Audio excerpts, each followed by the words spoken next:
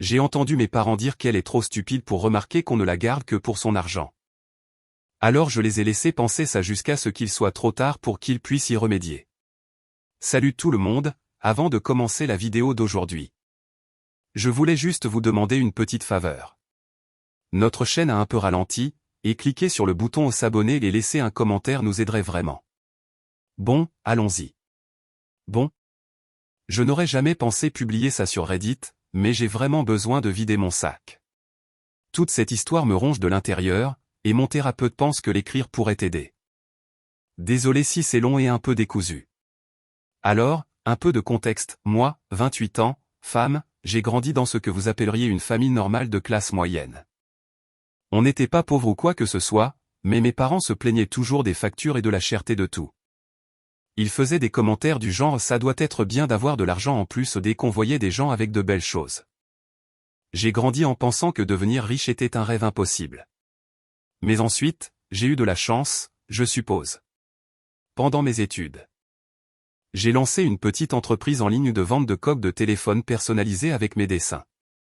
Rien de spécial au début, juste pour essayer de gagner un peu d'argent entre les cours. Mais ensuite, un influenceur a partagé au hasard l'un de mes dessins, et du jour au lendemain, ma petite boutique a explosé, vraiment explosé.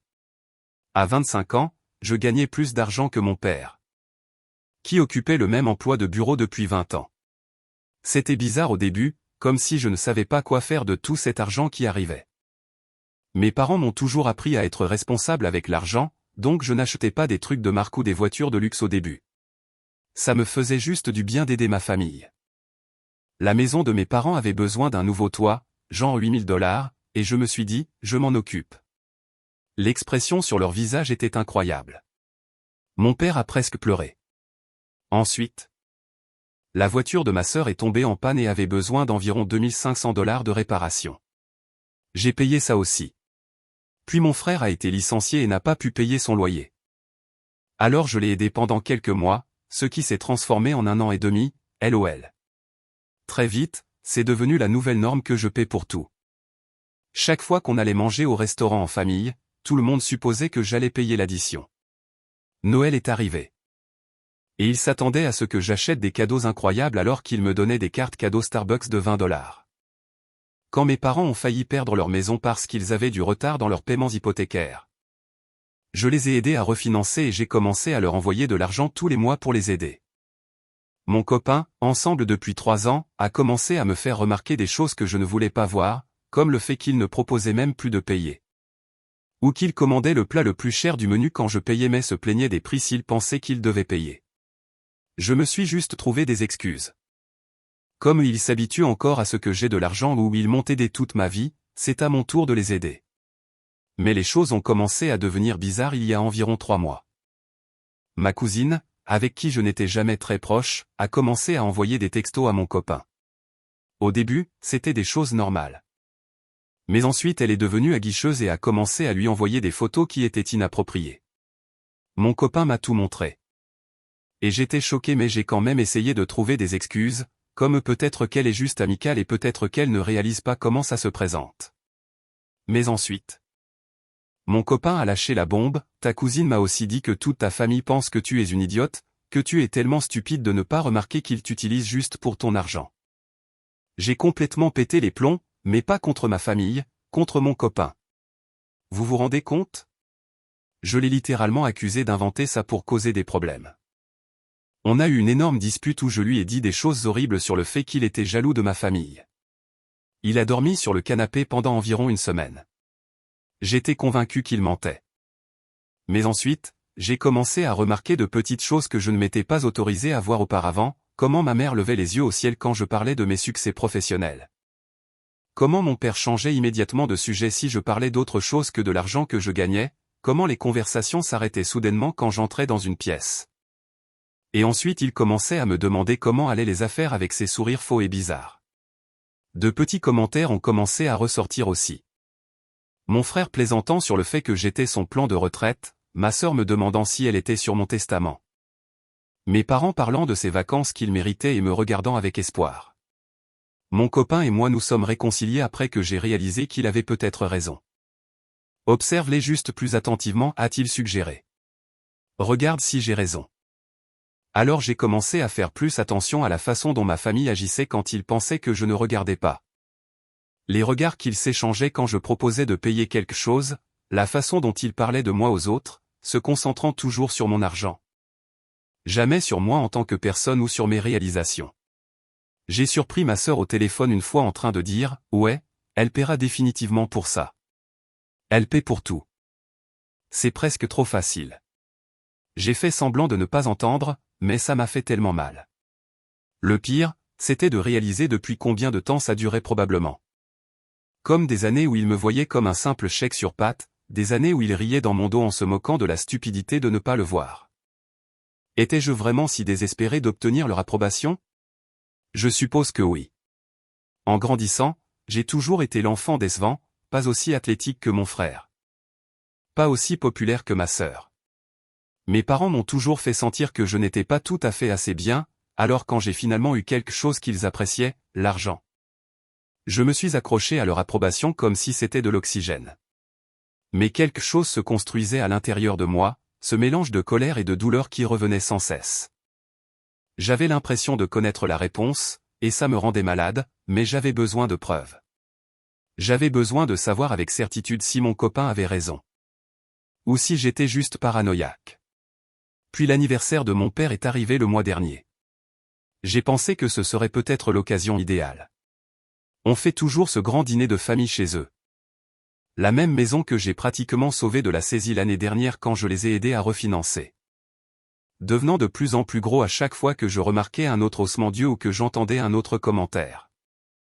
J'ai commencé à me demander ce qui se passerait si l'argent s'arrêtait simplement. Me voudrait-il toujours autour? M'appellerait-il toujours pour les dîners du dimanche si je ne payais pas l'addition, et que j'ai commencé à payer comme la moitié de leur remboursement hypothécaire chaque mois? J'étais en retard à cause de cet appel super important avec un partenaire commercial potentiel au Japon, les fuseaux horaires sont nuls.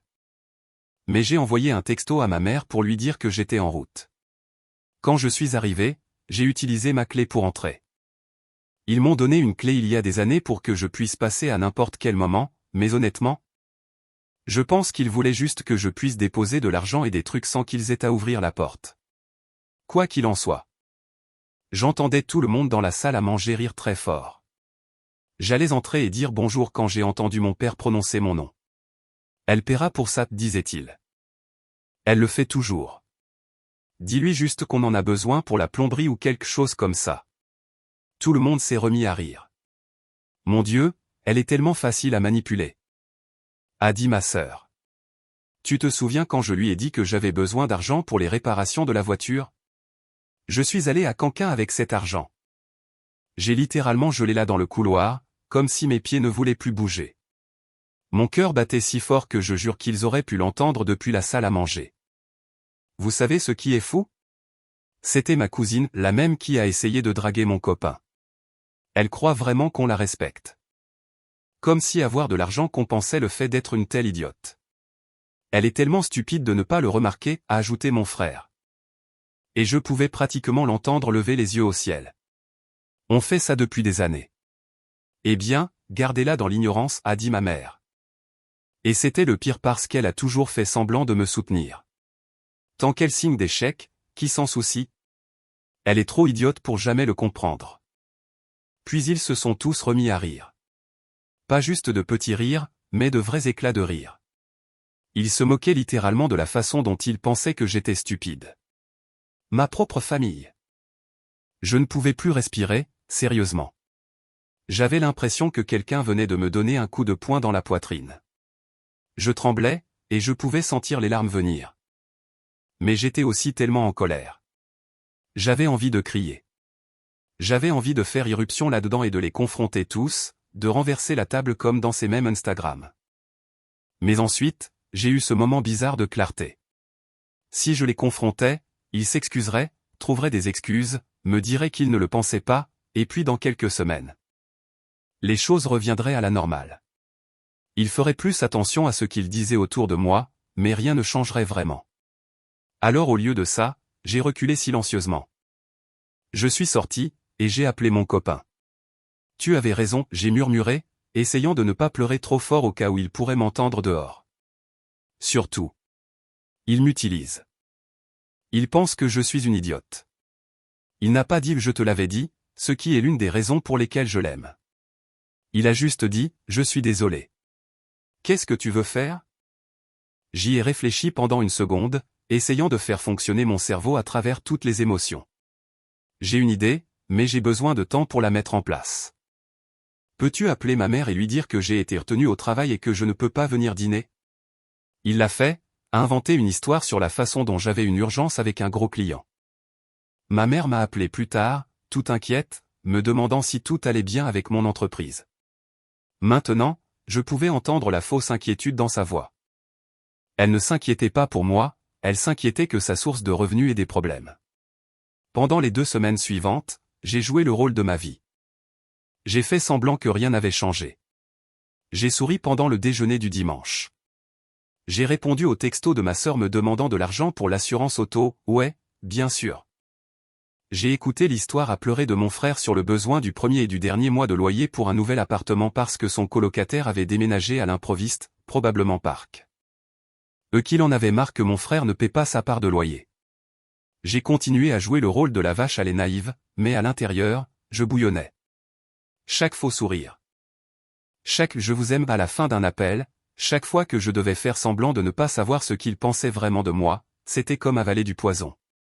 Mais j'avais un plan. Pour moi, pendant tout ce temps, je prenais des notes de toutes les choses financières que je gérais pour ma famille, l'hypothèque de mes parents, $1 600 par mois, je payais 8 cents.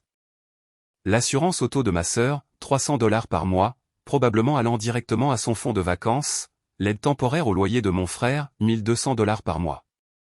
Depuis 18 mois maintenant, les urgences familiales en moyenne d'environ 5 cents par semaine, les urgences aléatoires en moyenne peut-être $1000 par mois.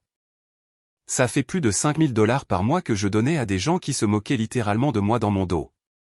Et le truc, c'est qu'aucun d'eux n'avait besoin de mon argent. Mes parents avaient tous les deux des emplois décents. Ma sœur publiait toujours des photos sur Instagram de ses virées shopping mais prétendait ne pas pouvoir payer son assurance auto. Mon frère achetait constamment de nouveaux équipements de jeu mais ne pouvait pas payer son loyer.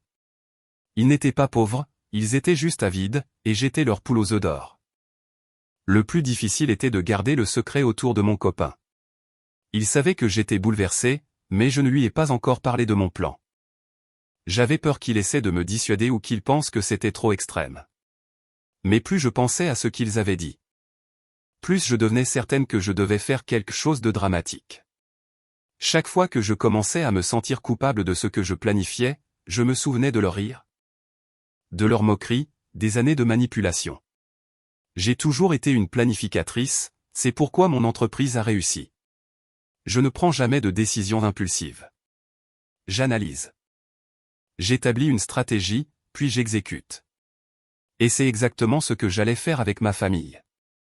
Ils pensaient que j'étais stupide? Très bien. Je jouerais la stupide. Mais ce serait moi qui rirais à la fin. J'ai passé ces 2 semaines à faire des recherches en ligne, à appeler des professionnels, à rassembler des documents. Je devais être prudente. Je ne voulais pas que quelqu'un dans ma famille soupçonne quelque chose. J'ai même continué à leur transférer de l'argent comme d'habitude, sachant que ce serait la dernière fois. La base de mon plan était centrée sur un fait clé, la maison de mes parents, la maison presque perdue avant que j'intervienne. La maison qu'ils pourraient encore perdre si j'arrêtais de les aider avec l'hypothèque. Mais arrêter simplement les paiements ne me donnait pas assez de satisfaction. Trop prévisible. Je voulais quelque chose avec plus d'impact. Mon copain pouvait dire que quelque chose n'allait pas. Tu es silencieux ces derniers temps, a-t-il dit un soir alors qu'on regardait la télévision. Tu penses toujours à ce qu'ils ont dit. Je suis juste en train de digérer, lui ai-je dit. Ce n'était pas complètement un mensonge. Quoi que tu décides de faire, je suis avec toi. A-t-il dit en me serrant la main. Ces gens ne te méritent pas. À ce moment-là, j'ai réalisé ce que c'est que d'avoir un vrai soutien. Pas les encouragements bidons que ma famille me donnait quand elle voulait quelque chose, mais un soutien sincère du genre « je suis là pour toi ». Ça m'a rendu encore plus déterminé à aller jusqu'au bout avec mon plan. Mais ce que ma famille ne savait pas, c'est que quand j'ai remboursé la 2e hypothèque de mes parents, ils étaient en fait à seulement 3 mois de la saisie. Leurs finances étaient un désastre complet. Ils avaient contracté beaucoup trop de prêts pour essayer de suivre leurs amis et voisins plus riches, une situation classique de vouloir suivre le voisin. Je savais tout ça parce que quand je les ai aidés à refinancer, j'ai examiné tous leurs papiers. Je ne suis pas comptable ou quoi que ce soit. Mais je suis bonne avec les chiffres, je devais l'être pour gérer mon entreprise, donc je savais exactement combien ils devaient, à qui ils le devaient. Et à quel point leur cote de crédit était mauvaise. Alors, j'ai appelé mon avocate d'affaires. J'ai la même avocate depuis que j'ai créé mon entreprise, et elle est géniale. Je lui ai expliqué la situation, sans les trucs émotionnels, et je lui ai posé des questions sur la légalité de ce que je voulais faire. Elle m'a donné quelques conseils et m'a mis en contact avec un avocat spécialisé dans l'immobilier. Il s'avère que, quand on a un bon crédit et de l'argent liquide, les banques sont super disposées à travailler avec vous, comme si elles se bousculaient pour vous aider. J'ai contacté la société de crédit hypothécaire de mes parents et je leur ai fait une offre. J'achèterai la maison directement en espèces pour le solde restant de l'hypothèque. C'était en fait une très bonne affaire pour la banque. Ils ont récupéré tout leur argent sans avoir à s'inquiéter que mes parents ne remboursent plus. Et comme mes parents n'avaient en fait pas remboursé beaucoup du principal, ils avaient surtout payé des intérêts, c'était en quelque sorte une aubaine pour moi. La maison valait beaucoup plus que ce qui restait sur l'hypothèque. La banque a dit oui si vite que c'en était presque drôle. On a fait les papiers rapidement et discrètement. Je ne voulais pas que mes parents le découvrent, pas encore en tout cas. J'ai créé une SARL pour acheter la maison. De cette façon, mon nom ne figurerait pas directement sur les papiers qu'ils pourraient voir. En 10 jours, j'étais la propriétaire légale de la maison de mes parents. Ils n'en avaient aucune idée. En même temps, j'ai parcouru tous mes comptes et cartes de crédit, en supprimant les membres de ma famille en tant qu'utilisateurs autorisés. Je les avais ajoutés il y a des années pour les aider à améliorer leur crédit, LOL, quelle blague. J'ai annulé les virements automatiques que j'avais mis en place pour l'aide temporaire au loyer de mon frère, depuis 18 mois maintenant. J'ai changé tous mes mots de passe. Mes informations bancaires en ligne, tout. J'ai même ouvert un nouveau compte bancaire dans une autre banque pour mes principaux fonds. Ensuite, est venue la partie délicate. Je ne voulais pas juste les couper brutalement. Ce serait trop évident. Au lieu de ça, j'ai commencé ce que j'ai appelé opération confusion, en gros gaslighter les gaslighters. Pour les paiements de la carte de crédit de ma sœur, j'ai mis en place des problèmes techniques. Je lui envoyais des textos du genre « Désolé. La banque a dit qu'il y avait une erreur avec le virement. Je réessayerai demain. » Puis demain arrivait avec une autre excuse « C'est bizarre, ça ne passe toujours pas. Je vais les appeler lundi. » Je la faisais mariner, lui faisant croire que ce n'était que des difficultés techniques. Et pour l'argent du loyer de mon frère. Je lui ai dit que j'avais changé de banque et que les virements prenaient plus de temps que prévu. Ne t'inquiète pas, lui ai-je assuré, ce sera là bientôt. Évidemment, un mensonge. Mais mon chef-d'œuvre était le plan pour l'hypothèque de mes parents. Environ 2 semaines après avoir acheté leur maison. J'ai fait envoyer par mon avocat une lettre à l'allure officielle disant que leur hypothèque avait été vendue, ce qui était techniquement vrai. La lettre expliquait que tous les paiements futurs devaient être effectués à Wellington Property LLC et incluait une facture pour le paiement du premier mois, dû en totalité dans les 10 jours. Je me suis assuré de prendre un café avec ma mère lorsque la lettre est arrivée. Elle l'a ouverte alors qu'on était assise à sa table de cuisine, ma table de cuisine maintenant. Mais elle ne le savait pas encore. « Qu'est-ce que c'est que ça ?» a-t-elle dit, en regardant la lettre. Son visage est devenu tout pâle et paniqué en la lisant.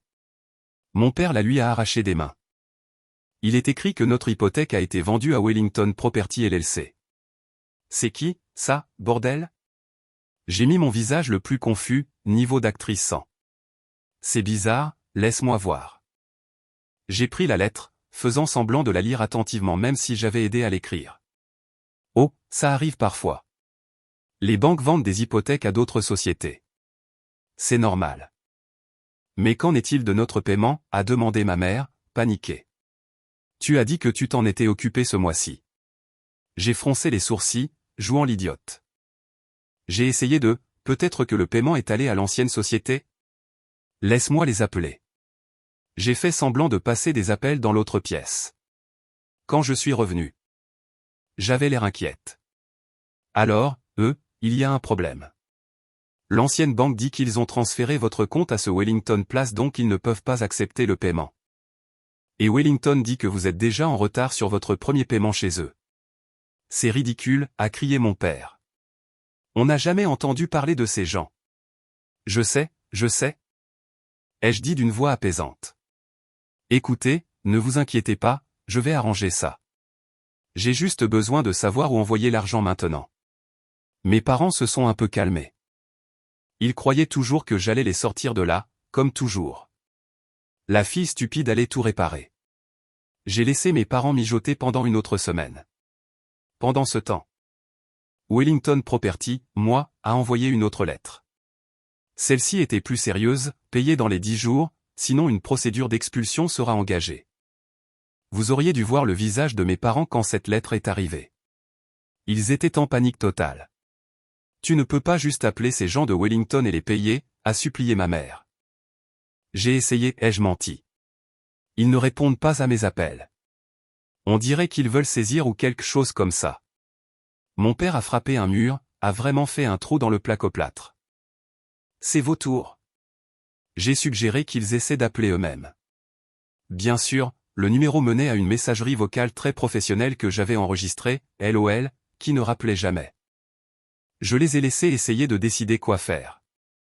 Après avoir foutu en l'air leurs esprits. On ne s'attend jamais à ce dont les idiots sont capables. Le lendemain, ils ont convoqué une réunion de famille.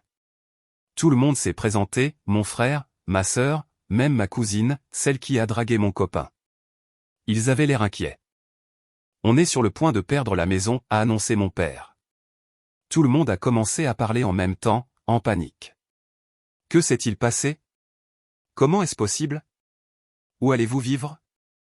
Mon père a expliqué pour Wellington Property. Ma sœur m'a immédiatement regardé. Tu ne peux rien faire? Racheter la maison ou quelque chose comme ça? J'ai haussé les épaules. Je n'ai pas ce genre de liquidité qui traîne. Je devrais vendre des actions ou liquider certains actifs commerciaux, et ça prendrait du temps. Wellington veut une réponse dans les 24 heures.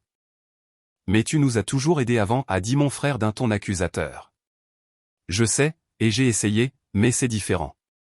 Ils veulent $1 800 par mois de loyer. Et c'est en plus de tout ce avec quoi j'aide déjà tout le monde. La pièce est devenue silencieuse, vraiment silencieuse. Pour la première fois. Ma famille était confrontée à la possibilité que la poule aux œufs d'or soit sur le point de s'arrêter. Peut-être. A commencé ma sœur, puis s'est arrêtée. Peut-être qu'on pourrait tous participer. Comme si tous les membres de la famille contribuaient quelque chose chaque mois. J'ai eu envie de rire. Maintenant, ils pensaient à contribuer, après des années à apprendre et apprendre. Ce n'est pas une mauvaise idée, ai-je dit, en faisant semblant d'y réfléchir. Combien chacun de vous pourrait-il contribuer? Ma sœur s'est tortillée sur sa chaise. Eh bien, je suis un peu à court d'argent en ce moment avec mon propre loyer et mes factures. Mon frère a été plus direct. Je peux à peine payer mon propre logement, tu le sais bien. Tandis que ma cousine fixait son téléphone, faisant semblant de ne pas entendre. Alors, vous voulez que je couvre à nouveau tout, ai-je dit. Laissant un peu d'agacement transparaître dans ma voix. Pas pour toujours, a interrompu mon père. Juste jusqu'à ce qu'on trouve une solution, comme tu as trouvé une solution pour l'hypothèque. Celle avec laquelle j'aide depuis 2 ans, n'ai-je pas pu m'empêcher de demander. La pièce est devenue inconfortable. Ma famille n'avait pas l'habitude que je riposte. On est une famille. A dit ma mère, jouant la carte de la culpabilité. On s'est toujours soutenu. J'ai dû me mordre la langue pour ne pas dire ce que je pensais vraiment de leur soutien. Au final, mes parents ont signé le bail. Ils ont gratté la compte en vendant des trucs, y compris la montre chère que j'avais achetée à mon père pour Noël l'année dernière, ça a fait du bien. Ils pensaient que c'était temporaire, juste jusqu'à ce qu'ils trouvent une solution, ou jusqu'à ce que je revienne à la raison et que je leur achète la maison. Ils n'avaient aucune idée que leur propriétaire était assise juste en face d'eux à table. La phase 2 de mon plan était terminée. Il était maintenant temps de couper lentement le reste du soutien financier sans qu'ils ne soupçonnent que c'était intentionnel. Pendant les quelques semaines suivantes, j'ai continué à jouer la carte des problèmes techniques. Ils étaient de plus en plus frustrés, mais ils ne soupçonnaient toujours pas ce qui se passait vraiment. Il pensait que ce n'était qu'un tas de coïncidences, de problèmes techniques, d'erreurs bancaires. Il me voyait toujours comme l'idiote fiable qui finirait par tout réparer. Je ne sais pas comment ils n'ont rien remarqué, bon sang, ils sont tellement naïfs. Petit à petit, la pression montait. Mes parents avaient du mal à payer le loyer d'une maison qu'ils possédaient autrefois, ma sœur devait enfin gérer son propre argent. Mon frère était confronté à la possibilité de devoir trouver un vrai travail. Et à travers tout ça, j'ai continué à jouer l'idiote. J'essaie de réparer ça, disais-je. Les banques sont tellement difficiles. Vous n'avez aucune idée à quel point c'était satisfaisant de les voir se tortiller. Et le meilleur. Ils n'avaient toujours aucune idée de ce qui allait arriver ensuite. Et c'est là que j'en suis maintenant. Je suis un peu trop excité à l'idée de voir leur visage quand ils connaîtront la vérité. Je vous tiendrai tous au courant. Dernière mise à jour. Salut Reddit, désolé d'avoir mis quelques jours à mettre à jour. Les choses ont été folles ici. Merci pour tous les commentaires et messages de soutien. Certains d'entre vous m'ont demandé si ma famille avait trouvé mes publications. Non, ils ne connaissent pas mon nom d'utilisateur Reddit. Dieu merci, et j'ai changé suffisamment de détails pour qu'ils ne se reconnaissent pas de toute façon. Voici ce qui s'est passé ensuite. La situation de la maison étant résolue. Ma famille a commencé à remarquer tout le reste du soutien financier qui s'était mystérieusement asséché. C'était comme regarder des dominos tomber un par un. Ma mère a commencé à laisser entendre qu'elle vendrait ma voiture, qui était payée, pour les aider. Ma sœur a suggéré que je contracte un prêt. Mon frère a pensé que je devrais réduire les dépenses inutiles, drôle venant de Monsieur PlayStation 5. Aucun d'entre eux n'a jamais suggéré qu'ils pourraient avoir besoin de changer leur mode de vie de façon permanente. Ils ont tous simplement supposé que c'était temporaire jusqu'à ce que je répare les choses. Au bout d'environ 2 mois, les choses sont devenues vraiment tendues. Ma famille avait vraiment des difficultés financières pour la première fois depuis des années. Mes parents avaient toujours gagné décemment leur vie. Mais ils s'étaient habitués à avoir mon argent supplémentaire pour financer leur style de vie de suivre le voisin. Ils m'ont invité à dîner un soir. Ce n'était rien d'extravagant, juste des pâtes. Loin des steaks et des fruits de mer chers qu'ils avaient l'habitude de préparer quand je payais. J'ai amené mon copain pour un soutien moral et comme témoin de ce qui allait se passer. À mi-chemin du dîner, mon père s'est éclairci la gorge. On réfléchissait à la maison. Ouais, ai-je dit, en enroulant des pâtes sur ma fourchette. Eh bien, on sait que tu as essayé d'aider avec cette société Wellington, mais peut-être qu'il y a une autre solution. J'ai haussé les sourcils comme quoi? Comme peut-être que tu pourrais racheter la maison à eux, a interrompu ma mère, essayant d'avoir l'air désinvolte, mais je pouvais entendre le désespoir. Tu as l'argent? Et ensuite on pourrait trouver un arrangement entre nous, de famille à famille. Mon copain s'est raidi à côté de moi, il savait ce qui allait arriver. Alors, vous voulez que j'achète la maison? Ai-je dit lentement, et puis quoi? Que vous viviez ici gratuitement? Eh bien, pas gratuitement, a reculé mon père. Peut-être juste un petit montant, tout ce qu'on peut se permettre. Ce qui représente la moitié de ce que tu paies à Wellington. J'ai demandé. Ils se sont regardés, quelque chose comme c'est ça, a dit ma mère avec espoir.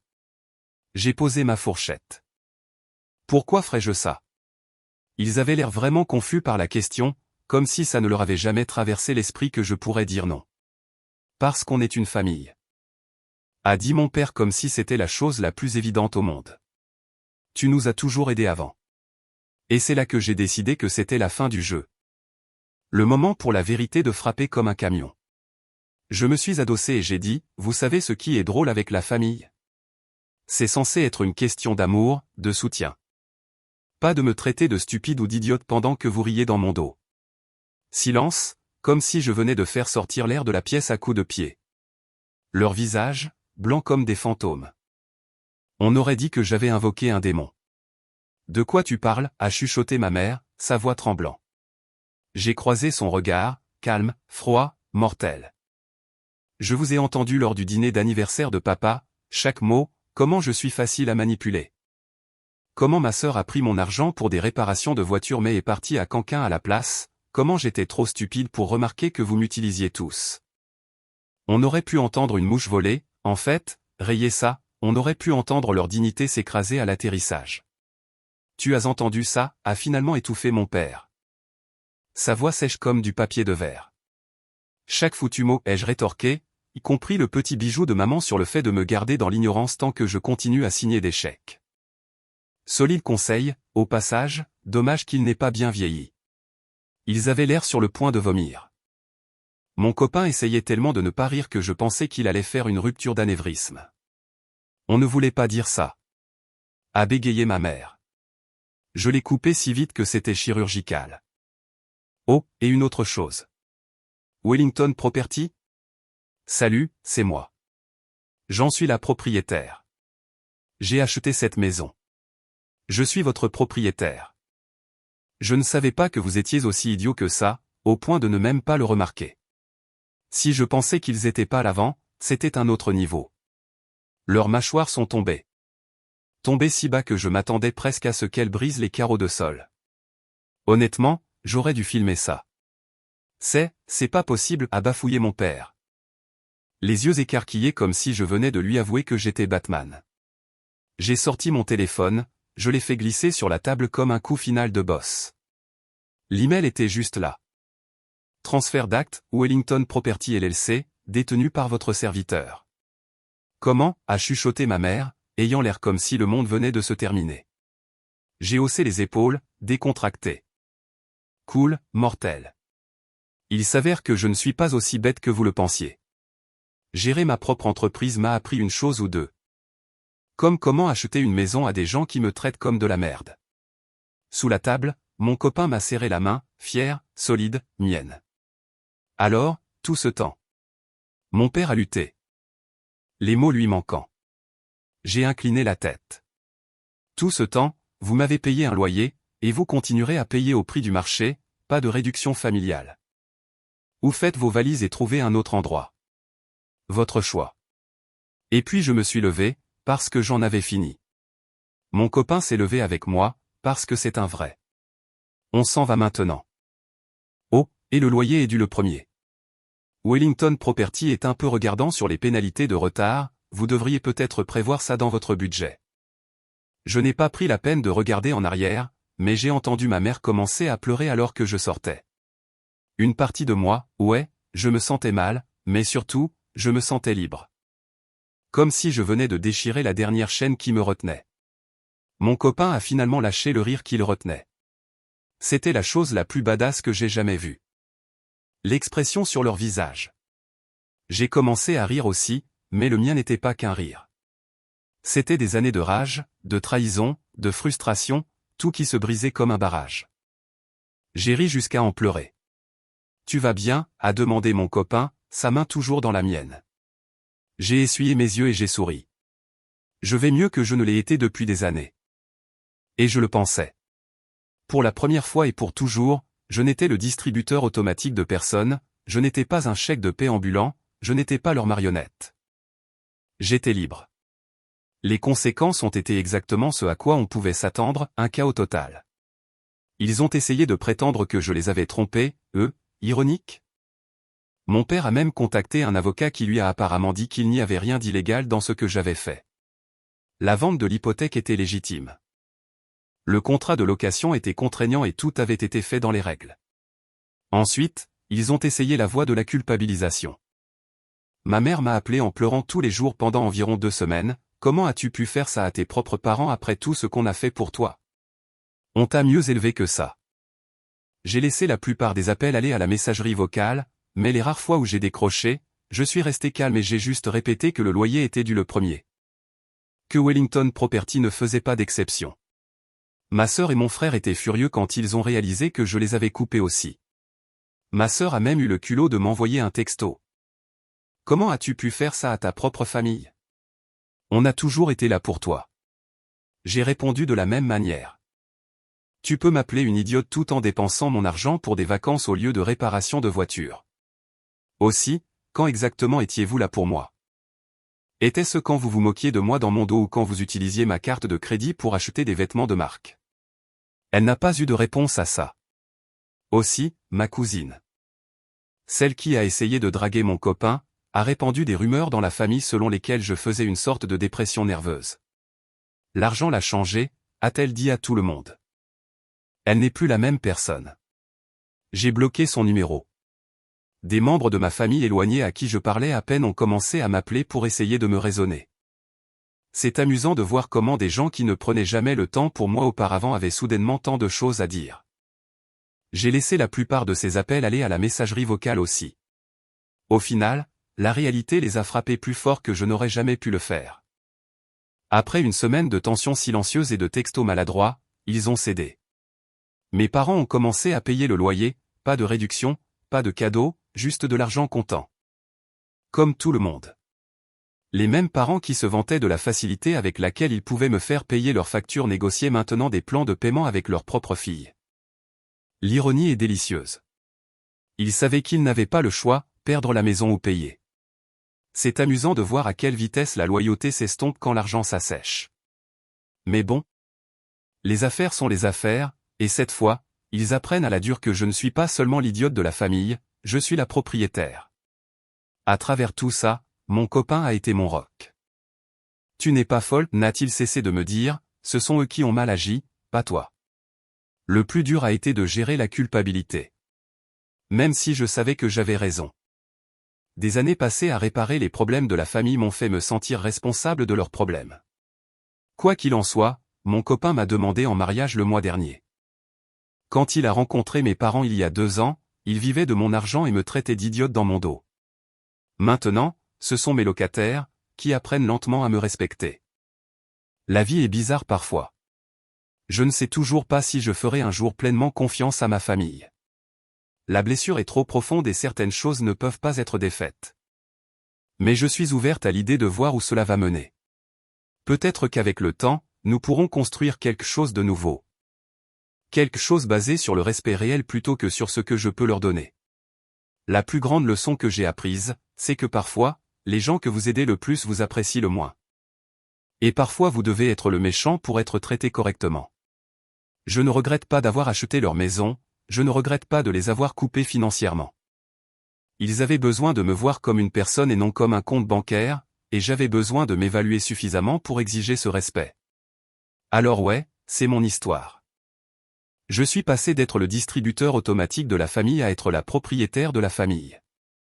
Ce n'est pas ce à quoi je m'attendais, mais, au moins maintenant, quand ils appellent, je sais que ce n'est pas seulement pour demander de l'argent, ou si c'est le cas, au moins, ils remboursent mon prêt maintenant au lieu que ce soit l'inverse. Eddie. Aux personnes qui disent que je suis sans cœur. Essayez d'être traité de stupide et d'idiote par les personnes qui sont censées le plus vous aimer pendant qu'elles rient en vous manipulant pour de l'argent, puis revenez me voir. Eddie 1, oui. Mon copain connaissait mon plan depuis le début. Non, il ne pensait pas que c'était trop extrême. Il m'a en fait aidé à trouver certains détails parce qu'il a vu de ses propres yeux comment il me traitait pendant des années. Et oui, il est génial.